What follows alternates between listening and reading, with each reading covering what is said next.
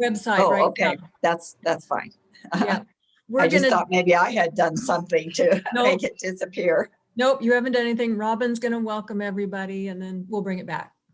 Okay. Robin, why don't you go back to the museum image? I think this picture of the back end of Ansel Adams is not that clear. You didn't like his rear end?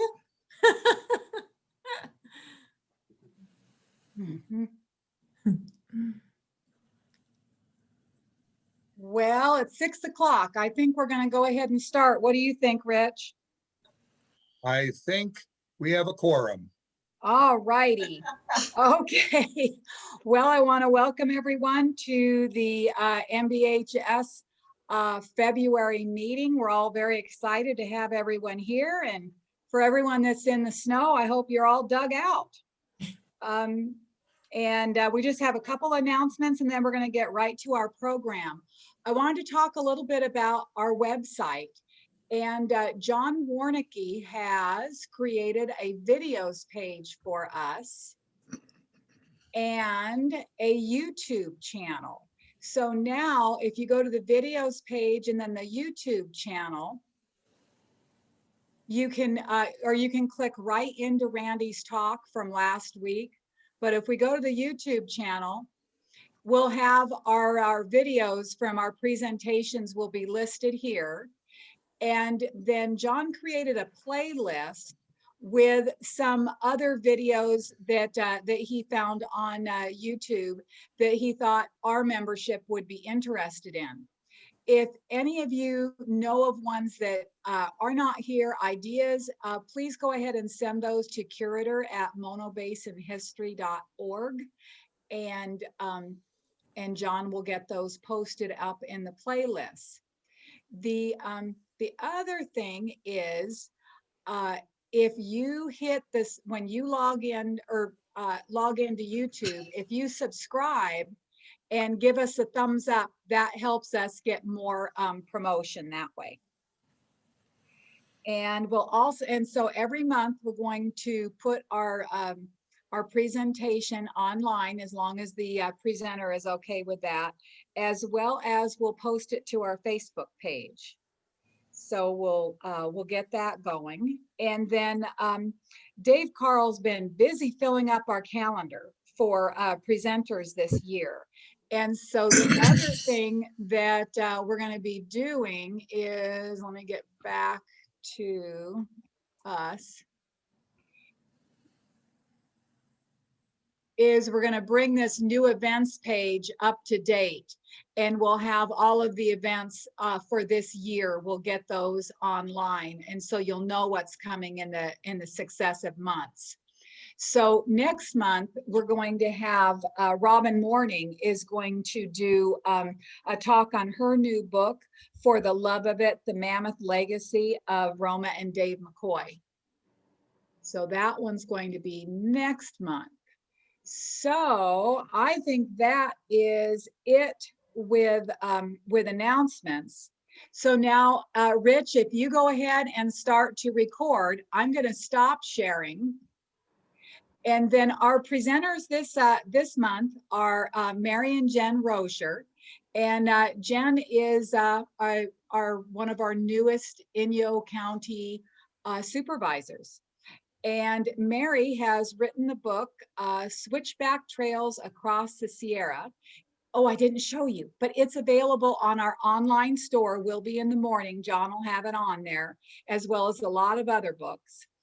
And Jen's going to interview Mary about all of her knowledge on the switchback trails across the Sierra. So Jen and Mary.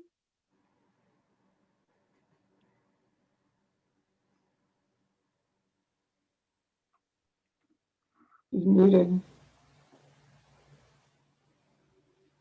Jen needs to unmute.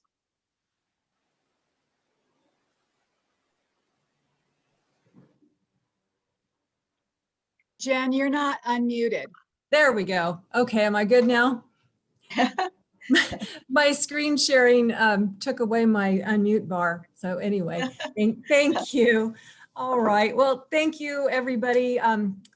Just really appreciate you having us here, and thank you for asking us. I remember this started a long time ago with Dave Carl and the ESIA's History Conference, and here we are. And one of the reasons I'm so excited to be here is, well, first of all, I'm just so proud of our mom, Mary, because after decades and decades of being fascinated with the history of the Sierra and packing, and amateur geologist and a naturalist, and interpreting the Sierra to thousands of guests, she has put all of her knowledge and stories and years of research into a book. And so to be able to share some of that with all of you tonight, I'm just really excited. So thank you to the Historical Society for having us.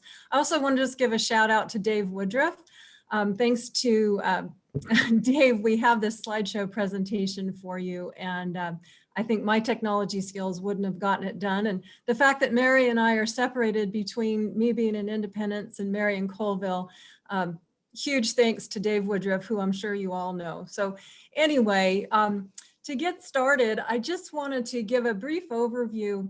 One of the reasons we're so passionate about this topic of packing in the Sierra is because if you think back through any bit of history, whether it's in the Sierra or the United States or North America, Central America, South America, even back in world history, you find that there's this thread throughout history that often comes back to mules and freighting. And it's fascinating to realize that civilizations have been born and spread throughout the world. And oftentimes, as researchers look back through history, they find there was this trade of packing that everything was built on, and yet it's kind of in the background.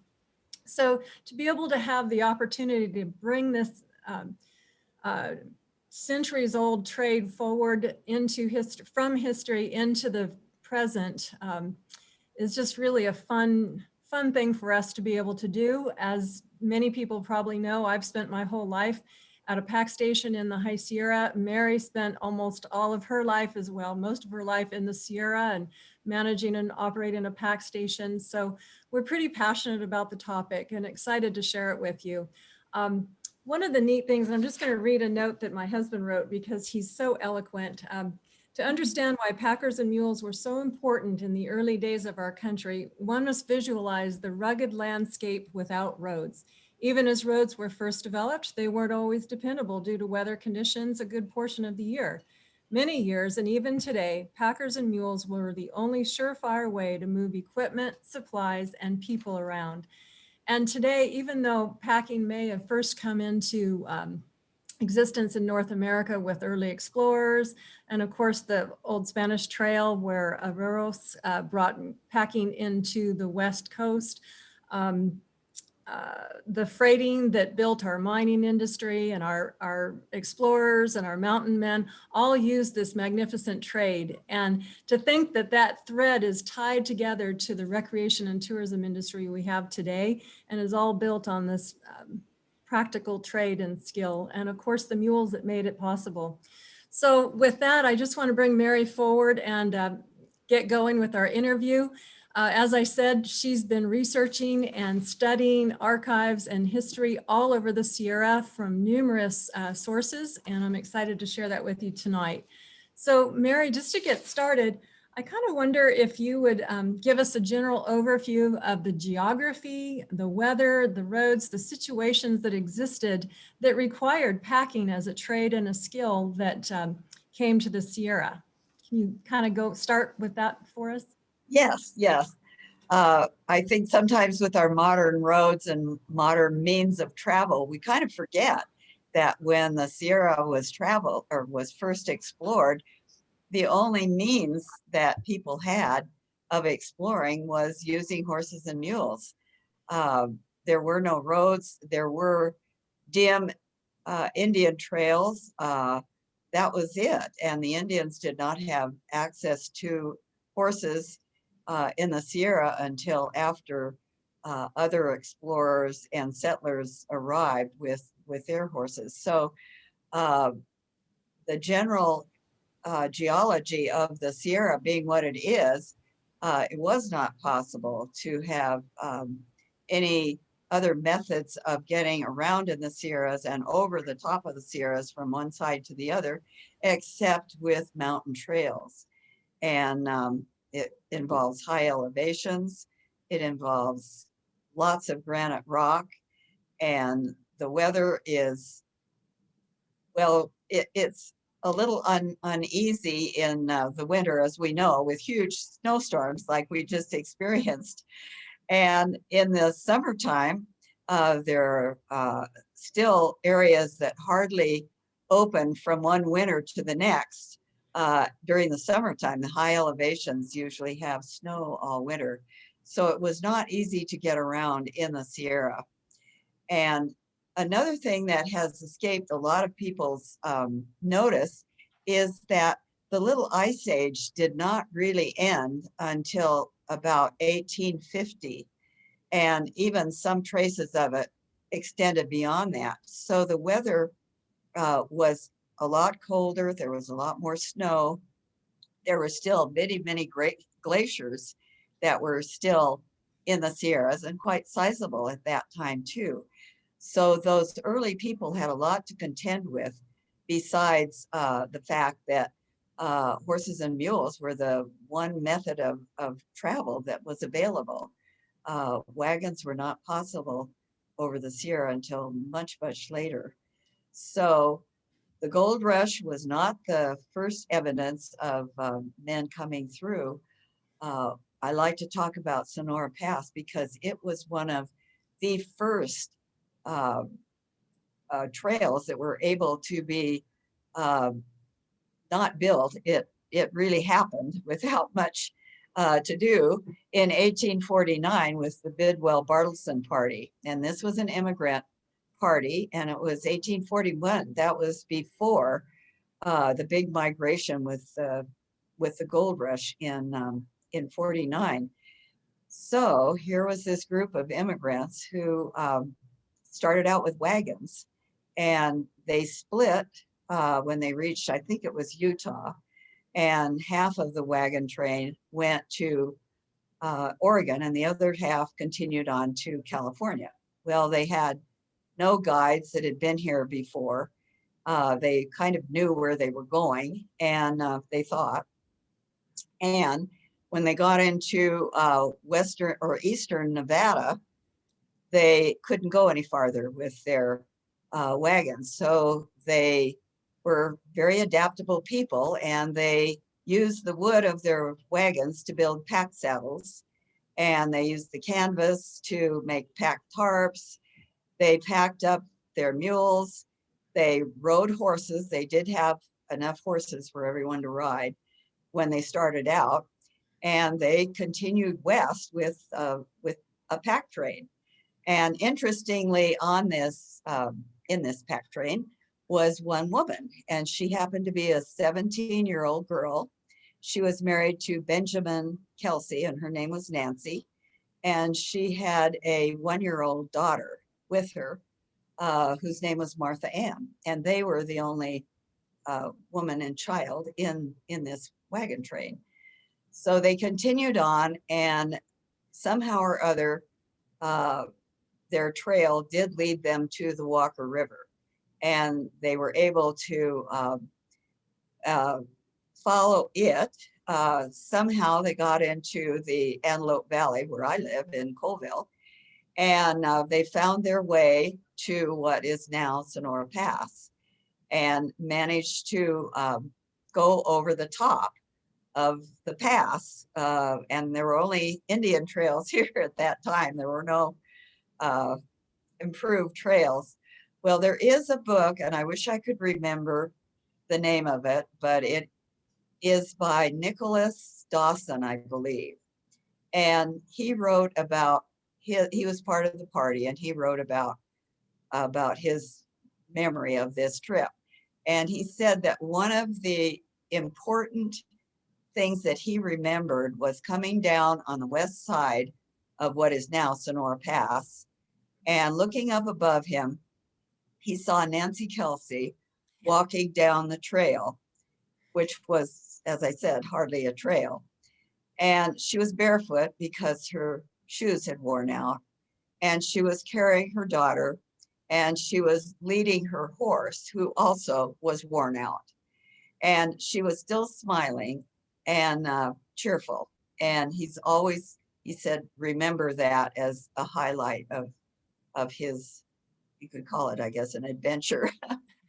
All the people on the wagon train expedition did survive, and they all got to California and stayed there. And some of them even became quite prominent in California history. So Mary, Uh, did mules and horses were pretty plentiful or abundant or available in California? Is that right? You always mention a book or the topic Grass on a Thousand Hills. Yes. During the rancho days, both the Spanish and later the Mexican ranchos, they had imported, of course, early on, they had horses and they had burros. So they had both horses and burros and cattle. And they did not have any fencing. They did not grow hay, but grass grew, as was said over and over again, grass on 1,000 hills.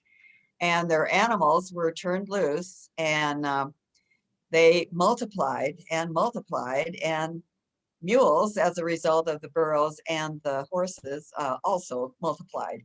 So they were readily available. There were horses and mules, and they were in demand, which sometimes we find that a little hard to remember or believe, but it really did happen. Los Angeles became the mule center of California in that area. And people would go to Los Angeles to outfit themselves with mules and horses, especially mules. And in 1860, that's when the California Geological Survey was begun. And Brewer, who was hired to be head of that survey, went to Los Angeles to outfit the survey members for their years in the Sierra that they spent, and the rest of California, doing the survey work that needed to be done. But Brewer mentioned, and I'm going to read this because Brewer wrote this in his book, Up and Down California, which if you haven't read is wonderful. And this was his impression of going to Los Angeles to, well, I get this. This was after he had gone to Los Angeles and purchased his mules. We have 9 fine mules, saddles, harness, spurs, and all. A 4-mule team drew our wagon, in which 2 rode. The remaining 5 were mounted on similar brave animals, some of them scarcely half broken, just half wild from the ranches with those queer Mexican saddles, still queerer Mexican bridles, and most queer of all, Mexican spurs. And that was his impression of what he bought. But they carried them all over California in doing their survey work. Well, mules were essential to not only the westward expansion and the freighting, and of course the agricultural agrarian world of the East that slowly moved west. But after exploration and the gold rush, we know that we had plentiful horses and mules and burros on the coastal areas and in California. But then what was beginning to occur as visitors and adventurers made their way into Yosemite? Yes, we think of in the early days that the mules were just doing freighting, and they were primarily used for pack animals. Although on the Whitney survey, which the California Geological Survey was called, they had their mules broke to ride too, so they packed them and they rode them both. But at the same time, people were beginning to be quite fascinated by the scenery that was being told to them in the Sierra, about the Sierras. And during the rancho days, the Spanish and the Mexican rancheros, etc., they were not really interested in the mountains. They stayed along the coast and somewhat inland, but they did not attempt to go into the mountains and explore the Sierras. But after the gold rush happened and the 49ers were in the Sierras, then all of these new people who had come to California were also going into the mountains and they were exploring. Well, due to some Indian problems, which they were having in the area of near Yosemite, they formed a little, well, they called it the, see if I can find that. What did they call it? They called it the, oh my, well, I'll think of it. Anyway, it was like a little militia that was organized to chase the Indians back into the mountains because they were attacking settlements and were becoming very, very troublesome. So they followed a group who were fleeing from this militia. And lo and behold, where did they go? But they went into Yosemite Valley.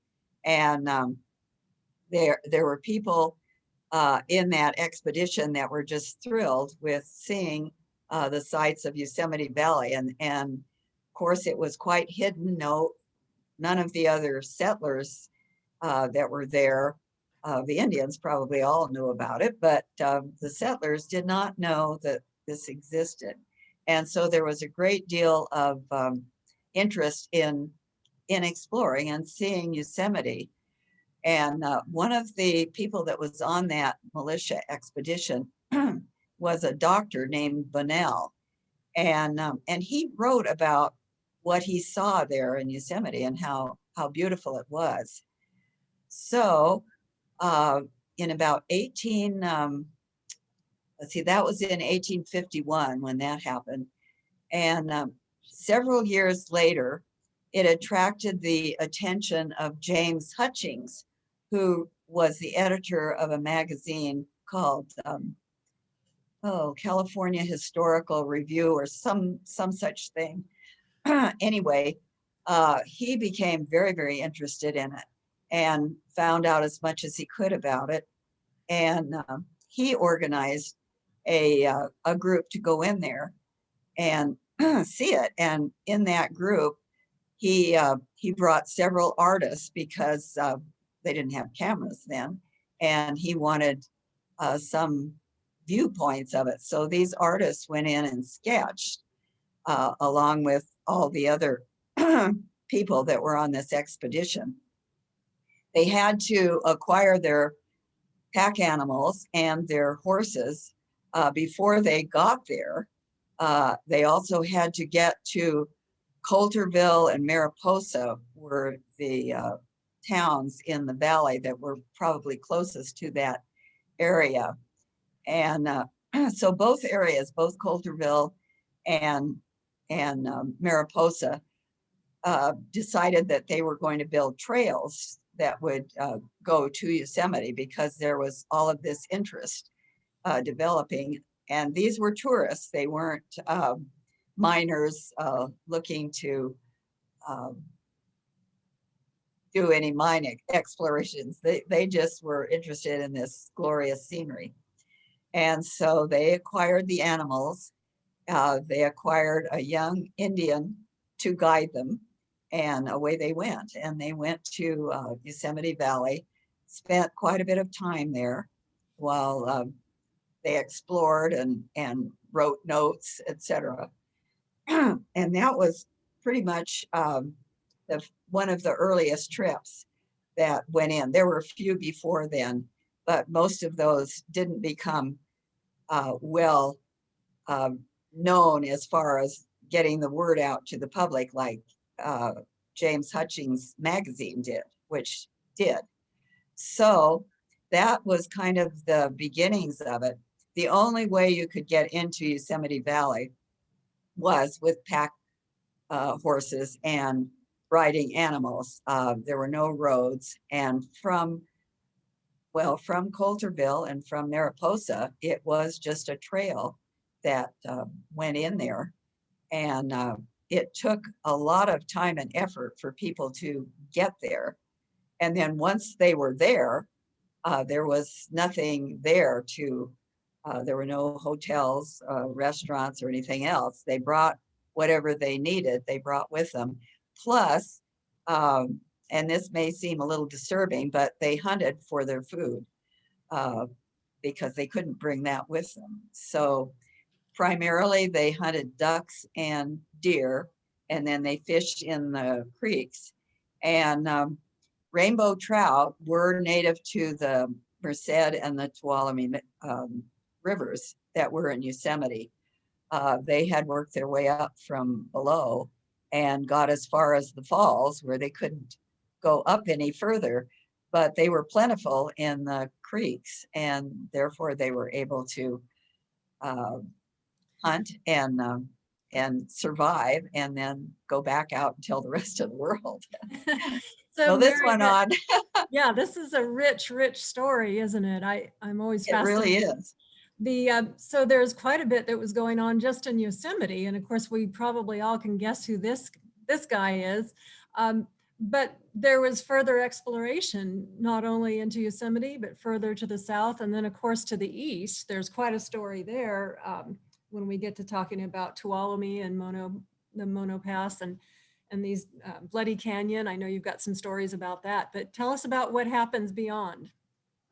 Well, as more and more of the mines in the early placer type mines in California, then they began exploring to the east.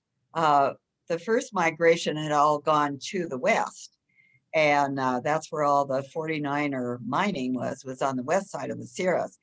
But then there were explorers that went back over eastward and went to places on the east side and began exploring for gold, particularly on the east side. And as it was from Yosemite, there was the Tioga Pass route through Tuolumne Meadows, which had been discovered, and actually there were lumbermen and logging and sheep herders that were using that area. So these miners went over, and the old Indian trail that from Tuolumne Meadows went to the east side into Mono Lake was, of course, Bloody Canyon and Mono Pass. And all of these early explorers and miners used that pass. And Bloody Canyon was well named. And another interesting thing is that this was some years later. It was in approximately, I think, 1872, and there was quite a little exploration that was going on, but they were still using Bloody Canyon a lot. And John Muir went over it with the LeConte party, and they were a university explorer from Berkeley, and other scientists were with him. And so John Muir, who was working for Hutchings in Yosemite at the time, went with them. And he was quite appalled by what Bloody Canyon really was like, and wrote about it in his book, My First Summer in the Sierra. And if you want me to, I can read you his description of Bloody Canyon. I think you need to share that description. It's worth hearing. I think it conveys an incredible sense of what early day travelers experienced, and the reliance on their pack animals and saddle animals that was so critical. Yeah, I think you should share that. It really is amazing. He says, I have never known an animal, either mule or horse, to make its way through the canyon, either in going up or down, without losing more or less blood from wounds on the legs. Occasionally one is killed outright, falling headlong and rolling over precipices like a boulder. But such accidents are rarer than from the terrible appearance of the trail, one would be led to expect. The more experienced, when driven loose, find their way over the dangerous places with a caution and sagacity that is truly wonderful. During the gold excitement, it was at times a matter of considerable pecuniary importance to force a way through the canyon with pack trains early in the spring, while it was yet heavily blocked with snow. And then the mules with their load had sometimes to be let down over the steepest drifts and avalanche beds by means of ropes. And this was in 72, and this was after Monoville had been discovered in Dogtown, and actually Aurora too.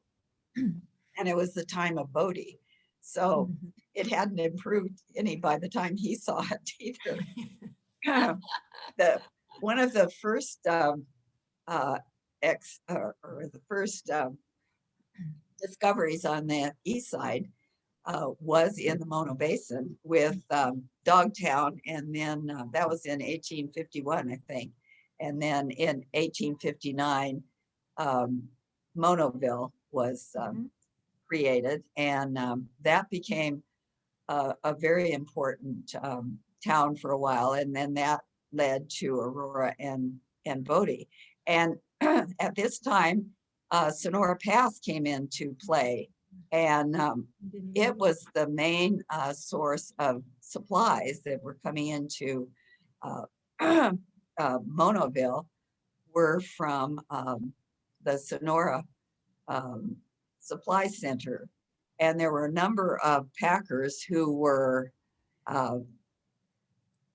they were established packers and had mules.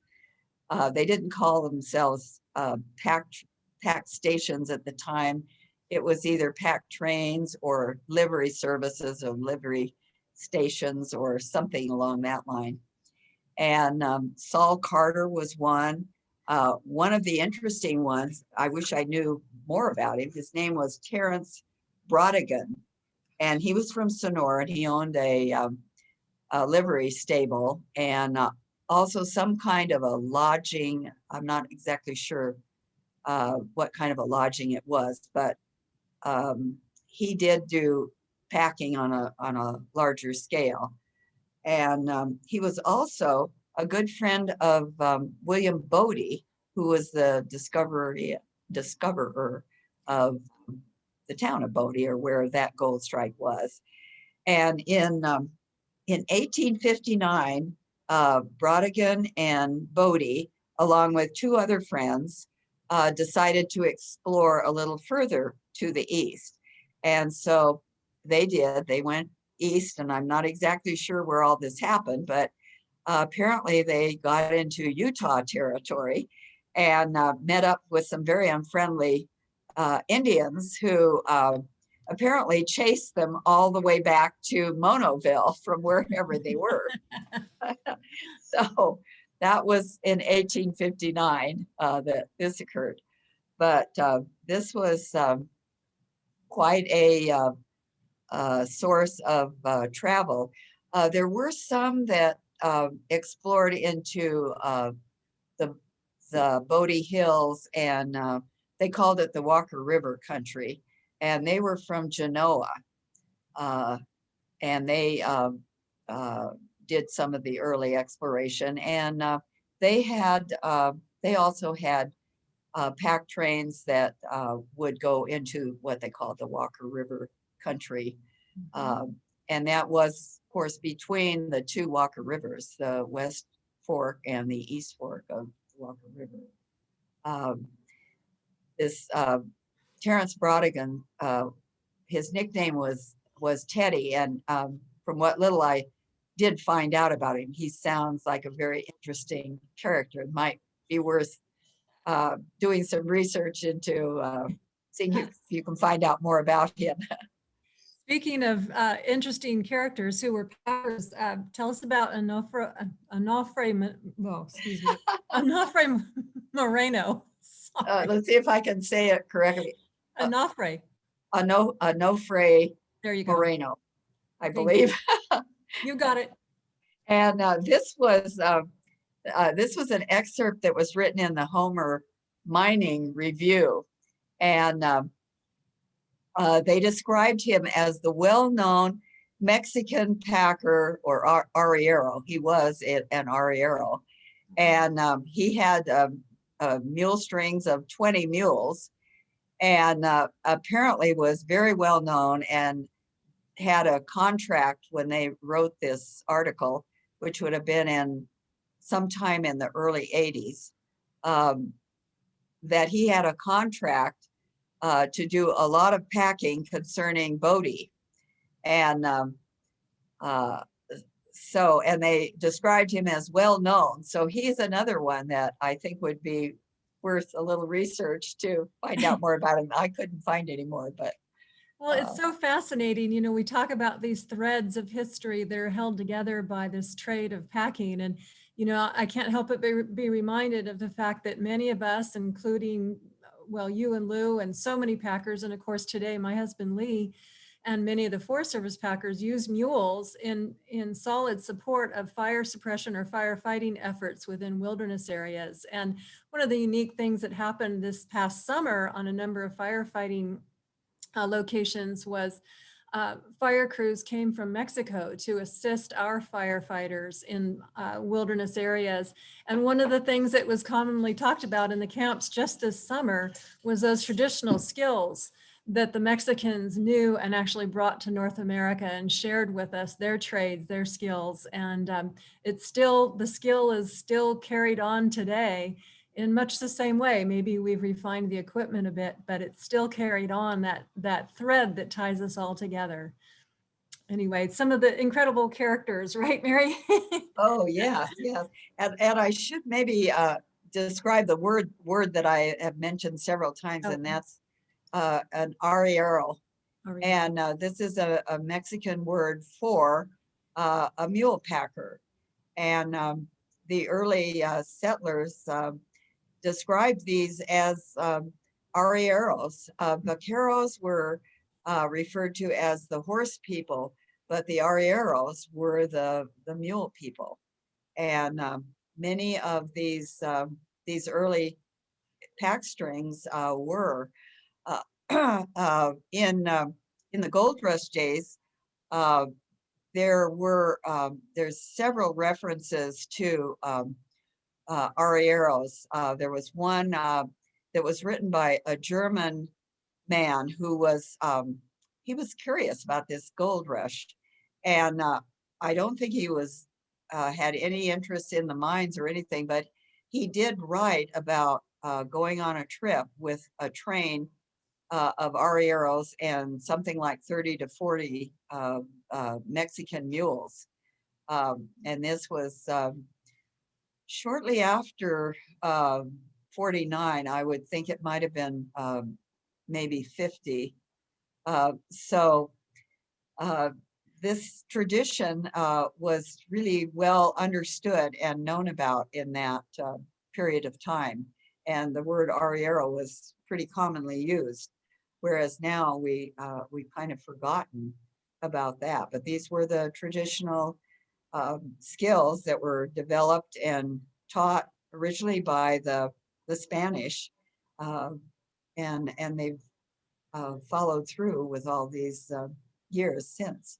So, you know, you've brought us a long ways across here. We talked a little bit about the Brewer expedition, or the Whitney expedition, talked a little bit about coming into Yosemite Valley, and then of course the placer strikes, and then the Comstock and the mining strikes, and then the probably the precursor to tourism, really, sort of evolved alongside of all this, don't you think? And I only mention that because now I've left a bunch of Yosemite pictures and we've come upon a trail. Some people may remember Stock hasn't been on this particular trail since 1972, but this trail was built by Stock for the purpose of attracting tourism. This is the Mount Whitney Trail. It And absolutely was. yeah, And it was named after Whitney, who was the head of the California Geological Survey. And so the mountain was named for him, as was the trail. Yes. And this was this was occurring at the same time. For example, Mount Whitney wasn't climbed until what was the first date? Was it 73? Well, that was at the time Bodie was being developed. So it was occurring at the same time that all this freighting was going on with all the mines and the mining interests, etc. People were interested in climbing the highest mountain, and my goodness, they had to go to great lengths in order to do that, but they did. And this trail was built for that purpose, as was the west side from Crabtree Meadows. That was built to the top, and you could, at that time, you could ride a horse to the top of Mount Whitney. And then also from this side too. That, of course, has not occurred for many years. So these trails were built by packers and interested parties in bringing recreationists into the mountains. And we all know that, well, I just have to interject. I don't want to get you off track, but I have to interject. No. Since we're on the Whitney Trail here, and you mentioned Bodie in the 1870s, just across the Owens Valley at the same time, in the 1870s was the Cerro Gordo mining district boom. And of course, that is an incredible story of not just packing, but freighting. Quite a bit of packing, but most of the ore that was brought out of there was done with the famous teams, the big hitches, whether they were 12, 10, 12, or even 20 mule teams. But that's a whole nother story, huh? Mm-hmm.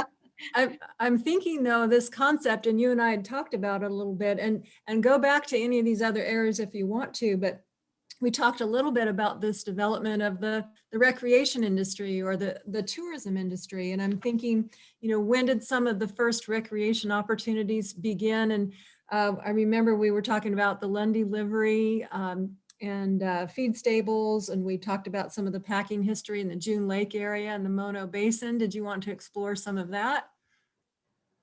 Yes. Thinking about something that was built primarily for tourists, June Lake really developed not first as a mining area and then became a tourist area, but really first as a tourist area. It became popular.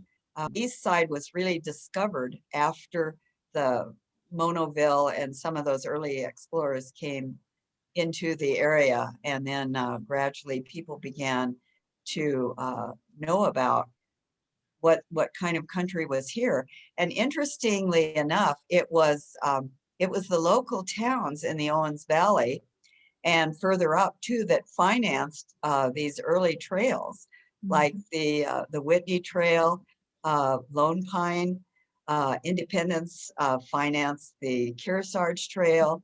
It was the local towns, and they were advertising their towns. Come and see this beautiful, beautiful country. And so the freighting and the tourist trade were really happening at the same time, simultaneously. It wasn't that first one and then it became something else. You know, I'm thinking as you're mentioning this, and of course this picture is brought us right into 20th century packing, but I remember we've talked a little bit about why mules were used so much. Everybody thinks about horses, and of course Hollywood has told everybody that it was all about horses, but why were mules used so much? Because there's such a stigmatism sometimes attached to mules, and I see this picture with the tapojos or the blinders on the mules, and that, you know, sometimes the mules had you referenced it earlier in one of those quotes, sometimes they had some character to them, but why were they used so much? Why were they so essential to packing and then ultimately the exploration and the tourism and recreation of the Sierra? You know, it is true. A lot of the mules, when they were first, as you can see, this packer here, and this was on Kearsarge Pass, where this photo is from. They have blinders on the mules, and they're adjusting the mules on the trail, which you have to do sometimes. loads become unbalanced or start to slip a little bit or have to be tightened. But mules were, from an early time on, historically, they were recognized as being the ideal freighting and packing animal. Their conformation with their straighter back than a horse has made them kind of ideal for pack loads. Plus, they have very sturdy legs, very sturdy hooves, where horses really have to be shod in the rocks. Mules have harder hooves and are less likely to go lame if they lose a shoe until a shoe can be placed back on their foot. But they also have some characteristics from the burro side or the donkey side of them, which makes them a little, well, they are easily led in strings better than a horse does. Horses get distracted, they wander off the trail. A mule, once they're used to packing, they will stay right in line and no nonsense. They're looking out for themselves, and if all possible, they save themselves from anything. I think that looking at this, I love looking at this photograph because I've never been on this pass, and looking at it, I have always thought, I really don't think I want to go on this pass. But this is Forester Pass, and this was the last pass that was constructed on the John Muir Trail. And it wasn't finished until, I think, about 1934. So it's the most recent of all the passes. And it was blasted out of just granite cliffs, as you can see here. The mules will stay on a trail like this and are very sure-footed. A lot of people that ride mules like to ride them because they are more sure-footed, and they will carefully place their feet and seem to be a lot more aware of how they travel. I would note here this picture, like you say, I'm just drawn to it and not too sure I ever want to go to Forester Pass, but for folks that maybe aren't quite sure of some of the terminology, you've referred to a pack string or a pack train, and this is a string of mules, and what she means by that essentially is that they're strung together, they're tied together by rope, whereas in this picture, they were turned loose at times to travel, and this is not necessarily the case in this picture, but a lot of times mules could negotiate trails much better if they were just turned loose and let them, they were allowed to pick their way through some of the rougher places. But today, when packers cross this pass, it's commonplace. Nobody strings up anymore. They're turned loose. So Yes. these were hardy folks in that day. Today, we don't do that anymore. We turn them loose. Well, this is Murray Hall, who is leading, and he, I was told by the person that gave me this photo that he was waiting for the string ahead of him to continue up to the top of the pass. Oh. And then he on foot would lead the string up over to the top of the pass, which is to the left. And they are strung together. But so you talked about building those trails. Tell us about this picture, because this goes back to where, again, you talked about simultaneously the tourism and recreation industry, but still the mules were used for freighting and getting equipment into remote places. So this is a pretty fascinating picture that relates somewhat to Mono Basin and water stories and water history and electricity. yes. This, what was the year of, was that 78? The year of this, we call it the sandpacking year. Anyway, they were needing to rebuild the dam on Wall Lake. And this is out of the June Lake backcountry. And there's Wall Lake and Gem Lake and Alger Lake. Alger Lake. Alger. Yeah. Anyway, they could not take helicopters in because it was wilderness. And this was after the wilderness the wilderness bill was passed in 1964. So helicopters were not permitted to pack it in. Plus, in doing their research, even if they had been allowed, the mine people figured out financially that it would cost a lot more to do it with helicopters than with mules. And the helicopters could not pack much more weight actually than a mule could pack. So the Forest Service gave the go-ahead for it to be let out as a contract to pack all the sand and cement and other materials that were needed at the dam site of Wall Lake up to there using mules. And it had to be completed during that summer. So it was let out to contract, and there were 6 pack stations that did the sand and cement packing.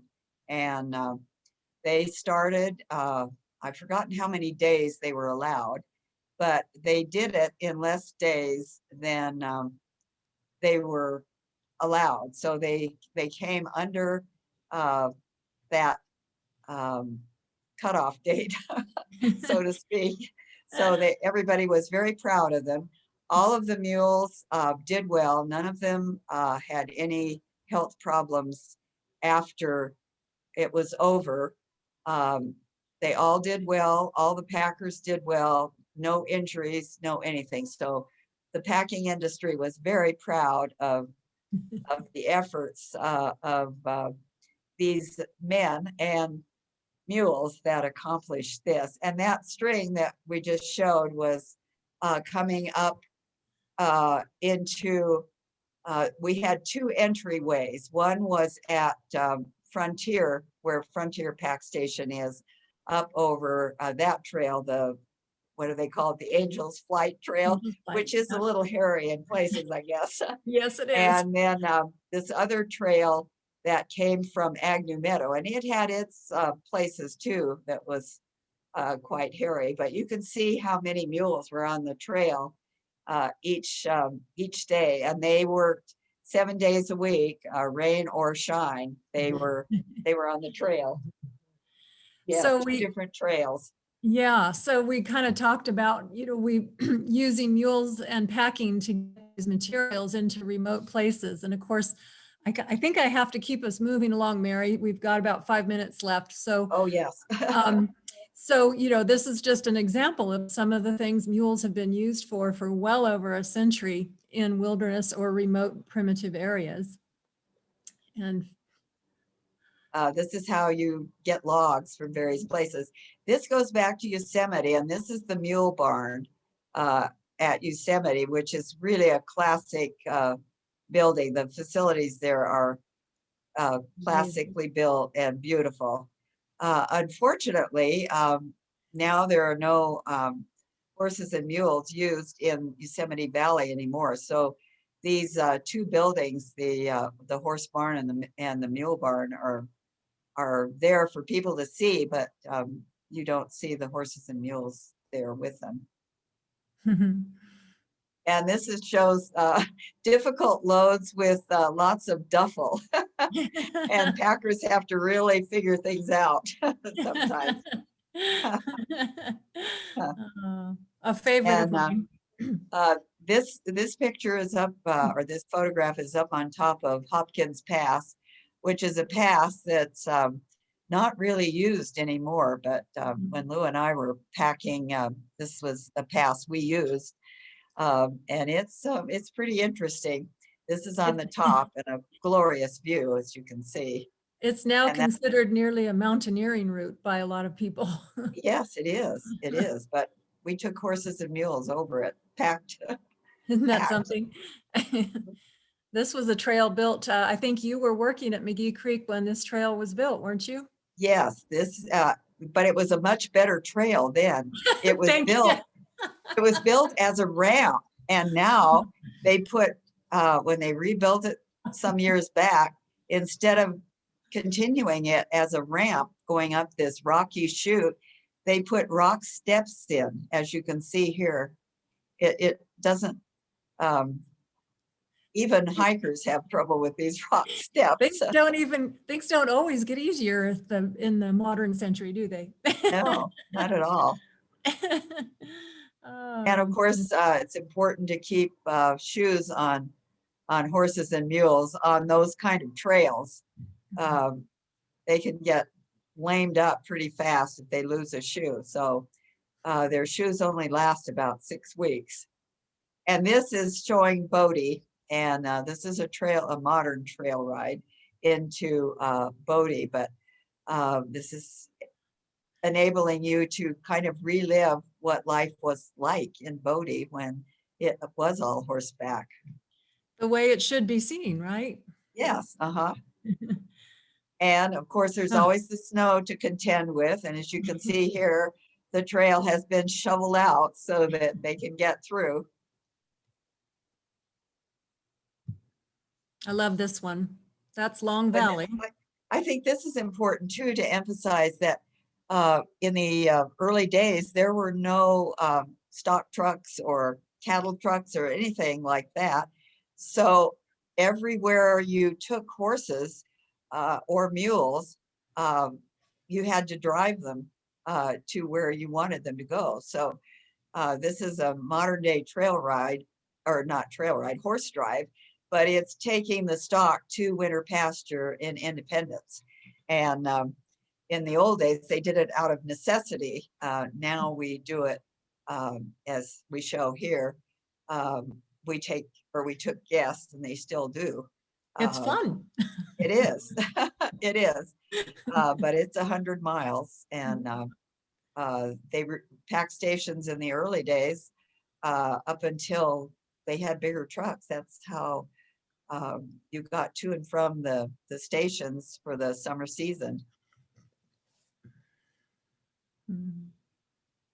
And this is a lovely, lovely photograph. And I just want to give a shout out to a new book that this photographer, Sandy Powell, has a new book out called Cowboy Cultures. And it's of the Sierra, activities in the Sierra Nevada, and with historical photos, but her own gorgeous photos, which this is one of them.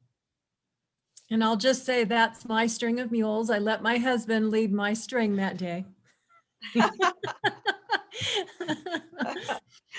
Yes. And here's Jen. She got to lead her string this day. I took them back. This is another photo by Sandy Powell, and by all means, look for her book. It's beautiful. Coffee table size. Yeah, this is the beautiful Convict Canyon, looking at Red Slate Mountain in the background, one of the highest mountains in the Mammoth region. Beautiful, stunning views from that peak, 13,163 feet. But this trail was built by a packer, wasn't it, Mary? Yes, it was. And I have to say that Lou and I climbed Red Slate Mountain from McGee Pass wearing our cowboy boots, our packer boots, as and we were working at McGee Creek Pack Station. Well, and here we are. I just want to say this is Mary and her early packing days when she was working at McGee Creek Pack Station, top of McGee Pass. So her story comes full circle. And that's looking down into Upper Fish Creek, which is a gorgeous, gorgeous little valley. One of my most favorite places on earth. So oh yes. Yes. I think that kind of wraps it up. And I just want to thank everybody for joining us. I know Mary said she's happy to answer questions, but we've used up all of our time. So I'll just leave that up to Robin to go from here. But here's the book. And I'll just say that the book is not only written by Mary, but some of the paintings that are showcased, including this one on the cover, were painted by Mary. So we're pretty proud of our artist and author.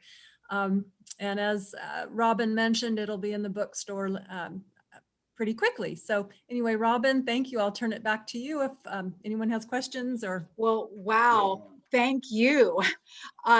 Jen and Mary, this was absolutely awesome. Now, we do have some questions in the chat room. So Rich, can you go ahead and drive the chat room questions like you usually do? Oh, I see. David answered the Mariposa Battalion, Mary. That was, Thank you. yeah. Thank you, David. I should have looked at the chat. Thank you. Yeah, I should have checked on my notes. And Oh, there's quite a few questions. Rich Foy, are you there that Well, you Jen, can? perhaps if you have access to the chat, you could simply continue on. Okay, all right. So from Elizabeth, we have, how do you estimate the cargo weight that a mule can carry? That's a good one. That is a good one. That's an excellent one. Well, when we were in the packing business, we had a stand-up scale at the pack station that we weighed the everything on when we were packing up. And then we had some scales that you could use in the backcountry. You'd hang it from a tree, a limb, and then you could weigh your boxes, bags, etc. from that kind of a scale also. But we actually weighed them.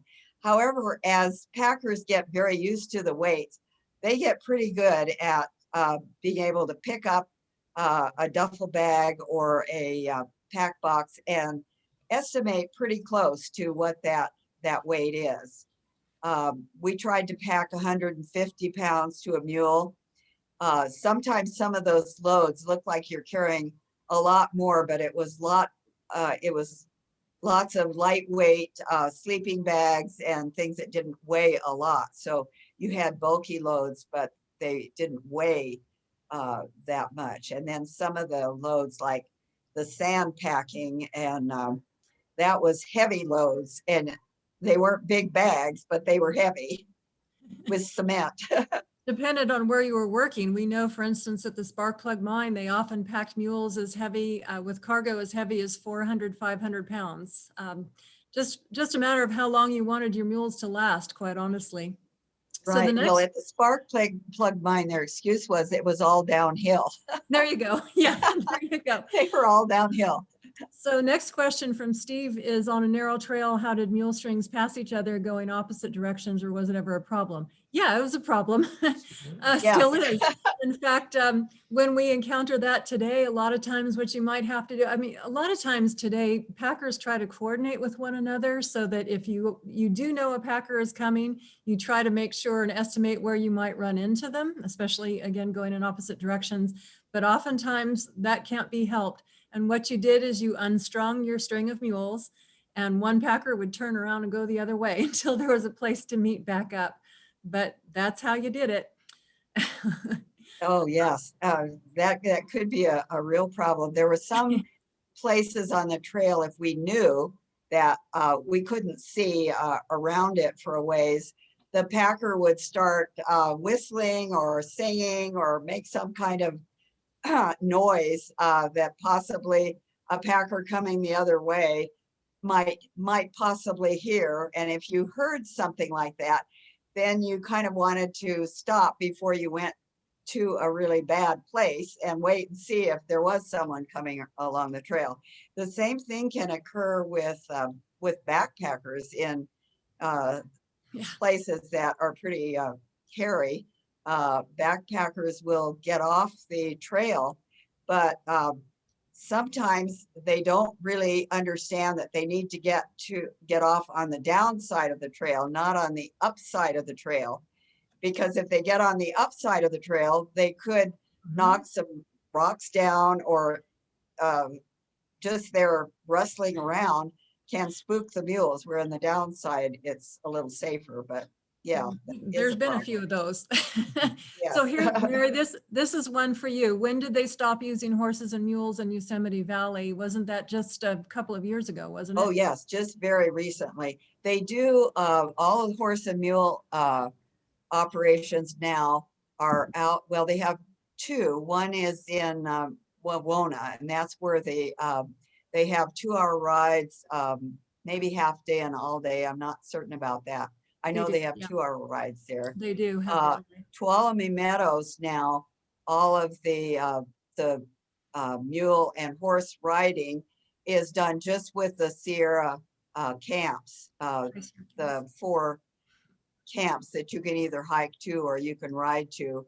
And then mule strings take in the supplies, the groceries, etc. So there's no riding in Yosemite Valley at all. And no, you couldn't go take a 2-hour ride or a 1-hour ride or even a all day or anything unless you went on one of the High Sierra trips out of Tuolumne either. That So, was which is, a result of the Merced River Wild and Scenic River Plan. But it, you know, it was quite a contentious issue, so I don't want to dwell on it too much. But it was an incredible history and a piece of the story in Yosemite Valley. I think that was pretty special and worth remembering. I want to get through these. Next is Barry, and this is more of a comment, but I think it's a really good one that I want to make a note of. Very interesting and well researched and presented from a European settler perspective. And these settlers and packers were certainly handy, hardworking and imaginative. We need to also think about and acknowledge how this looked to Native Americans who had lived and explored these mountains for centuries without negative impacts on their natural bounty, and how these Native Americans were undervalued and underappreciated and mistreated and even killed without justification by some European settlers. And, you know, I think that's a good point. I have a dear friend, Kathy Jefferson Bancroft, one of my dearest friends. She's a historic preservation officer with the Lone Pine Tribe. And I have been pushing and pushing. Her dad was one of the foremost packers of the middle 20th century. He worked with the 20 Mule team when it toured throughout the country in the 50s, wasn't it? 50s and 60s. The 20 Mule team was brought back to life many times. First, as after its usefulness, it was brought back by the Borax Company as a promotional tour, and then later to promote movies, Mule Train with Gene Autry and various times. But Kathy's dad was one of the most amazing packers and horsemen that ever lived, I think. And I've been pushing her to write the story of the native packers because that's a tremendous story. And there's a lot of them. Yeah, Lee's reminding me he grew up working with many of them. So yes. they need their story to be told, and no one can tell it better than they can. And I'm pushing for that. So maybe Barry, you can help. I don't know, because they have a story to tell. And Yes, they do. they had some of their own skills that they brought to this. You know, I mentioned earlier on, many cultures all over the world utilize this trade. And certainly tribal members and Native Americans had their skills as well that they brought to the trade. And but we all came together to acknowledge something that we loved because of the places it took us. But yeah, brilliant comment. Thank you.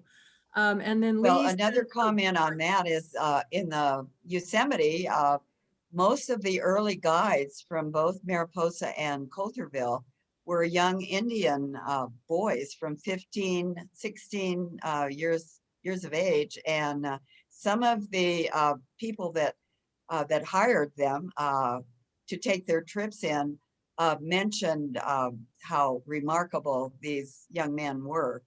And that's another story that's not really been told. Told enough. Yeah. Mhm. Lee says, thanks so much. Really enjoyed it.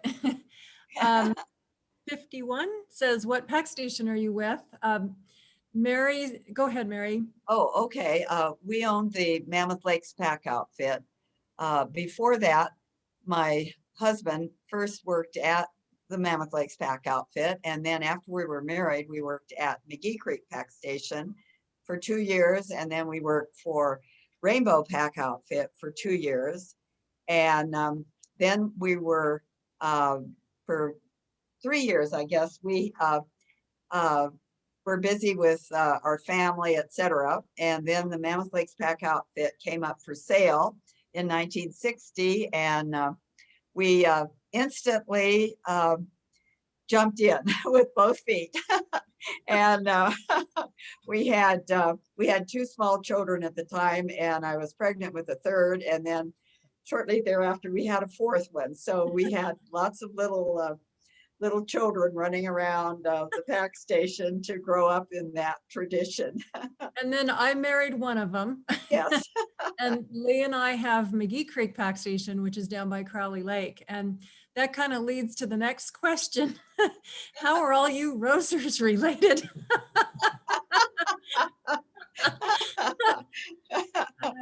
Go Well, ahead. Jennifer is my daughter-in-law, and her husband Lee is my oldest child. My son, Lee Roser, and then I have 3 daughters who are, they are good packers and good horse people, etc. also. So next question is, were any of the Indian trails marked, such as with cairns or marked trees? No, they really were not. And that is interesting. The cavalry, when they were in Yosemite and Sequoia, because they were the guardians of those first national parks, they did blaze, as they worked on trails, they blazed the trees with blazes to identify them. But if the Indians had any markings, they are not notably, I haven't read or seen anything about those. The sheep herders, however, those early Basque sheep herders, they did mark trails. But no, the early Americans, as far as we know, didn't, but they may have in some other way that disappeared. So next question from Elizabeth is, what did the mules and horses eat on the trips? Well, that is a very good question. On the early packing, of course, they didn't have hay to pack or cubes or anything like that. So they had to depend entirely on grazing. And so traditionally, horses and mules were turned loose at night in order to graze and eat. And then in the morning, they were ready to go on the trail again. And I guess I would just say today things are a little bit different with the biological surveys and the things we know about wilderness areas and the way management is done now. Typically when mules travel through the Sierra today, we pack our own feed with us. So we often pack land management agencies such as the Forest Service or the Park Service and even the BLM require what's called certified weed-free feed to be fed. So typically, on rare occasions, mules still do graze in the high country where there's situations where it's feasible. But for the most part, packers pack feed on their mules today. So, okay, so next question is from Katie. Hey, hi, Katie McFerrin. Wonderful presentation. Thank you. Elizabeth, once you get to your destination, oops, it bounced. Once you get to your destination, did you hobble your pack mules? Yes, mules, when the stock were turned loose, if they were a group that were used to staying together, you would hobble the one that was the leader. And a lot of times a popular mare was enough that the mules, etc., would stay with her, or sometimes it was a gelding. Often it was the packer's horse, and they would stay together. So you hobbled them and you put bells on them.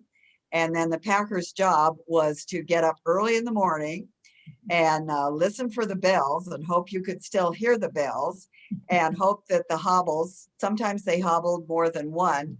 So then you would go out with your feed bag with a little bit of grain, and you would track and follow them to where they were. And usually by the time you got to them, they weren't, sometimes they went a long distance, but most of the time they didn't travel a long ways as long as there was feed. And they would have eaten during the night, and then they're standing around kind of knowing that it's going to be time to go to work. Unless you are the unlucky packer who heard this faint noise at 3 o'clock in the morning and jumped out of your bedroll to see your bell mare leading your mules home at a high rate of speed. And you raced home on foot for 15 miles so you could be back by daylight with your animals. Jeff did that more than a few times. That can happen. Chris Spiller says, thank you, great presentation, thank you. From Barry's laptop, oh, I worked at Cerro, for a couple of years and really appreciated the assistance we got from the Convict Lake Packers with our research all the way up to the base of Red Mountain. I remember that. Let's see, Deanne, thank you so much. This could be more of a 2-hour biweekly presentation. Well done. Oh, thank you. Thank you very Thank much. you. Well, Thank you. we had fun. Thank you for having us. Thank you so very much. And we may ask you to come back and give us more. This was wonderful. And I think the questions from Elizabeth is our daughter. And Oh. I believe, Mary, that next time she comes over to visit us, she's going to want to visit you as well. Oh, well, I would be delighted. I would be delighted, and I'd be delighted to come back again, and with Jennifer too. We have much more to share. Oh, thank you so much. And for all of our membership, please remember that Mary's book will be on our online store tomorrow. And again, thank you so much. And our next meeting is March 1st. And that one is with Robin Morning, is talking about her new book, For the Love of It, The Mammoth Legacy of Roma and Dave McCoy. So I'm sure that one will be also a wonderful discussion. And again, Mary and Jen, thank you so much. This was really wonderful.